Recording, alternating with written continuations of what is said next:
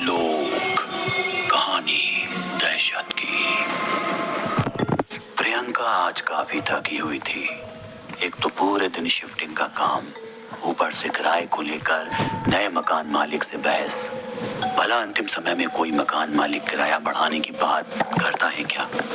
चलो फिर भी इतना ढूंढने के बाद शहर में एक अच्छा और किफायती मकान तो मिला। यही सोचते हुए प्रियंका बाथरूम में नहाने चली जाती है। शावर चालू कर ठंडे पानी में पूरे दिन की थकान उतारती प्रियंका ना जाने क्यों धीरे धीरे 80 के दशक के गानों को धीरे धीरे गुनगुनाने लगती है। वैसे तो प्रियंका काफी मॉडर्न, एडवांस और एनर्जेटिक लड़की है, लेकिन आज उसका मन एकदम शांत और थोड़ा उदासी भरा था। शायद घर से अभी अभी लौटने का गम उसके दिल के किसी छोर में दबा बैठा था। खैर, इसी बीच प्रियंका के घर के दरवाजे की घंटी बजती है। अचानक घंटी की आवाज सुन चौंकी प्रियंका फौरन कपड़े बदल दरवाजे की ओर भागती है। दरवाजे पर दूध वाला प्रियंका की राह देख रहा था। जैसे ही प्रियंका दरवाजा खोलती है, दूध वाला तपाक से बोलता है, नमस्ते मेम साहब, मैं किशन दूध वाला इलाके में दूध सप्लाई करता हूँ। कल से आपके यहाँ भी शुरू कर दूँ। दूध वाला भले ही प्रियंका को ना पहचान रहा हो, लेकिन प्रियंका उसकी रग रग से वाकिफ थी। किशन दूध वाला एक नंबर का मौका परस्त इंसान था। जहाँ शहर में नए लोगों को देखता तुरंत उन्हें मोल भाव कर लूटना शुरू कर देता। कभी मजाक में भी कोई उधार या प्लास्टिक की पन्नी मुफ्त मांग ले तो मुंह भुलाकर 9-2-11 हो जाता था। खैर, प्रियंका के घर के दरवाजे पर खड़ा किशन प्रियंका के जवाब का इंतजार कर रहा था। प्रियंका कुछ बोलती इससे पहले उसे याद आया कि बाथरूम का नल चालू है, गीजर भी ऑन है। हे भगवान, एक तो वैसे भी इलाके में पानी की किल्लत, ऊपर से मेरी ये हरकत। ये सोचते हुए प्रियंका फौरन बाथरूम की तरफ रवाना होती है। इसी बीच उसके पांव से लगकर पास ही पड़ा एक कांच का मग टूट जाता है, लेकिन प्रियंका इसे नजरअंदाज कर बाथरूम में पहुंचती है। ये क्या, नल और गीजर दोनों पहले से ही बंद थे। भागती हुई प्रियंका दोबारा दरवाजे पर आती है और देखती है कि किशन दूध वाला वहां से जा चुका था। वो सोचती है कि कोई बात नहीं, वो कल उससे दूध सप्लाई की बात कर लेगी। लेकिन जैसे ही वो दरवाजे की ओर मुड़ती है तो देखती है कि पास ही लगे स्टैंड में दूध का एक पैकेट और कुछ खुले रुपए रखे हुए थे।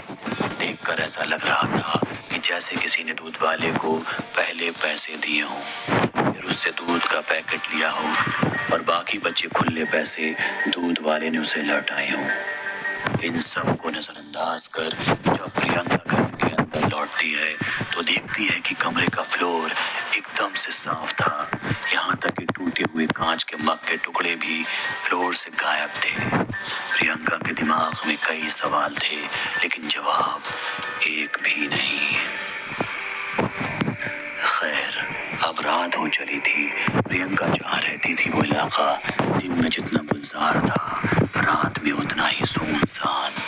गहरा घना अंधेरा, झींगुर की आवाजें और डरावने सन्नाटे के बीच धीमे धीमे गुनगुनाती प्रियंका कमाल लग रही थी। अब सोने का वक्त था। प्रियंका बिस्तर पर लेटी पूरे दिन हुए अजीबोगरीब घटनाओं के बारे में सोच रही थी। उसे शक होने लगता है कि इस घर में सब कुछ सामान्य नहीं है। ये सब सोचते सोचते धीरे धीरे प्रियंका की आंखें भारी होने लगती हैं और थोड़ी ही देर में वो सो जाती है। सुबह होती है, तीखी धूप प्रियंका के चेहरे पर पड़ती है और उसकी नींद खुल जाती है। समय लगभग 9:45 बजे। प्रियंका अपने ऑफिस के लिए लेट हो रही थी। वो फटाफट उठती है और तैयार होकर ऑफिस के लिए रवाना हो जाती है। कैब में बैठे बैठे उसे रास्ते में अचानक याद आता है कि जल्दबाजी में उसने घर की खिड़की, पंखा, लाइट, नल सब कुछ बंद नहीं किया है। और अब उसके जहन में मकान मालिक के ताने और उसका गुस्से से फूला हुआ चेहरा मंडराने लगता है। वो समझ जाती है कि अगर मकान मालिक को उसकी इस लापरवाही का जरा भी अंदाजा लगा तो वो उसे पहली फुर्सत में घर से निकाल फेंकेगा। बावजूद इसके वो ऑफिस का अपना सफर जारी रखती है। प्रियंका का आज का दिन काफी भारी था। सुबह की शुरुआत भाग दौड़ी से और फिर पूरे दिन क्लाइंट की मीटिंग और बॉस की डांट। प्रियंका अब घर लौटकर बस एक अच्छा बात लेना चाहती थी, लेकिन उसे डर था कि घर में पानी नहीं होगा, क्योंकि वो नल तो खुला छोड़ गई थी। प्रियंका जैसे ही घर लौटती है, वो घर के अंदर का मंजर देख हैरान रह जाती है।